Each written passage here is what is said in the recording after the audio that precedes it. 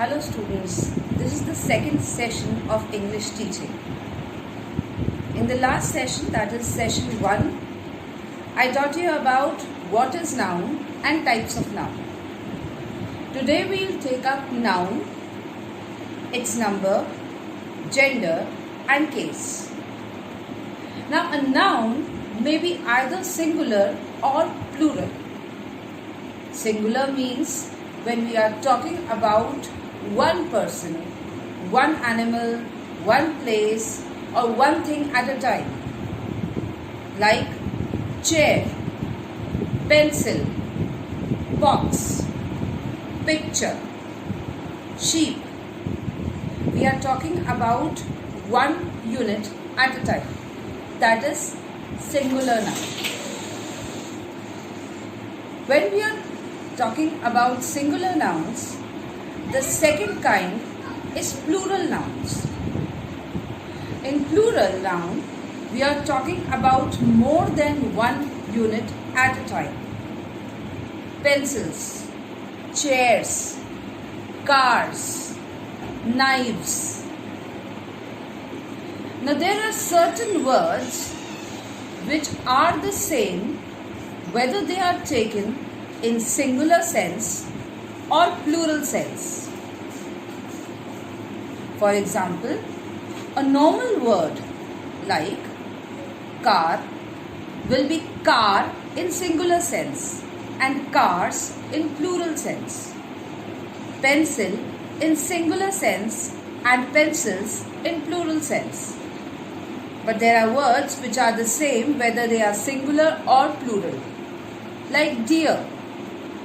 When we are talking about a deer, it will be deer. When we are talking about many of them, it will still be deer. Sheep. When we are talking about one sheep, the word will be sheep. When we are talking about many sheep, the word will still remain sheep. Bison. When we are talking about one bison, that's an animal, the word will be bison. But when we are talking about many bisons, the word is wrong. We will use the same word bison. These are few examples where the word remains the same whether we are talking in singular sense or in plural sense. Then we come to the gender of a noun. This is the second topic of this session. There are 4 kinds of genders when we are speaking about a noun. The first is masculine gender. Noun is said to be in the masculine gender when we are talking about males. A man, a boy, a peacock, uncle, tiger. These are the words that will stand as an example of masculine gender. Second kind of gender will be feminine gender. Aunt, woman, tigress, peahen. These are examples of feminine gender. Then we have common gender, where certain words can stand for masculine as well as feminine gender. For example, a doctor. Now a doctor can be a man or a woman. A teacher can be a man or a woman. Parent. You may be referring to your father or your mother. So when we are talking about common genders, we are talking about both the genders together. Words which can refer to either feminine gender or masculine gender. The fourth kind is neuter gender. Some words where we do not know the gender at all. For example, table, books, torch, fan. These words do not have a gender. You cannot refer to a table as he or she. You cannot refer to a pen as he or she. So these objects have neuter gender. These are 4 kinds of genders. We come to the third topic for today, and that is case. Now, case is that property of a noun or pronoun that gives information about the role that noun or pronoun plays in a sentence. First is nominative case. When the noun or pronoun occupies the position of a subject, the main subject in a sentence, then that is called a subjective or a nominative case. Let's take an example. Rohan bought an ice cream for Pihu. The main subject over here is Rohan, who is occupying the position of the main subject.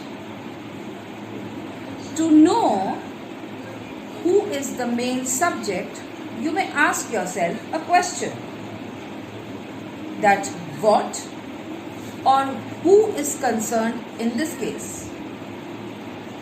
If I ask a question that in this sentence, who is concerned or what, the answer will be Rohan in the first place. So the word Rohan will occupy the position of the main subject. Second is objective case. Objective case, here the noun plays the role of a direct object in a sentence. Rohan bought an ice cream for Pihu. Here we are talking about the object, and we can ask the question, what? What was bought? Ice cream. The word ice cream will refer to the object. So here objective case refers to the word object, and that refers to the word ice cream in the sentence.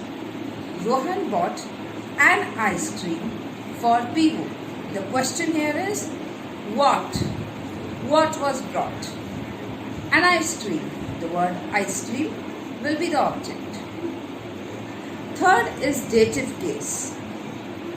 D-A-T-I-V-E. Dative case. When a noun or pronoun plays the role of an indirect object in a sentence, that is called a dative case. Question here may be asked, for whom? We have the sentence as example, Rohan bought an ice cream for Pihu. The question is, for whom? So the word Pihu will be dative case.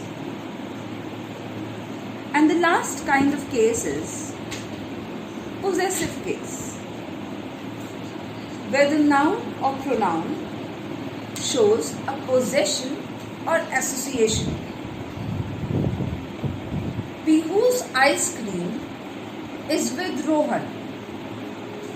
Now possession may be with Rohan, but the thing or the object belongs to Pihu. So in the sentence it's written Pihu's ice cream. The possession actually is with Pihu. The ice cream belongs to Pihu. So the word Pihu or Pihu's will be in the possessive case. So these are 4 kinds of cases. I would like to give you a short recap of what we took up today. First, noun and its number, that's singular and plural. As I told you, there are words which can be same when we talk about singular as well as plural. So the first exercise will be, you will have to find out at least 10 words which are the same when we talk about singular and plural. I gave you an example of bison or deer. The word remains the same whether we talk about singular or plural. Second, we took up gender, where there were 4 genders: masculine gender, feminine gender, common gender and neuter gender. And the third topic we took up was case. Here we took up nominative case, objective case, dative case and possessive case.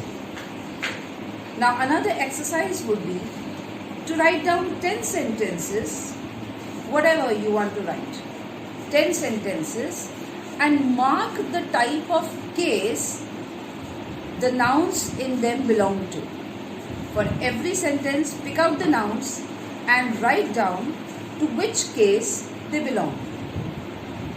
In the last session, I took up the types of nouns. Now that's the third exercise. For every noun, you need to write 5 sentences belonging to each kind of noun. For example, 5 sentences where you can easily pick out proper noun. 5 sentences where you can easily pick out common noun. And therefore, you have to do the same for all the 5 kinds of nouns. That's all for today. Thank you.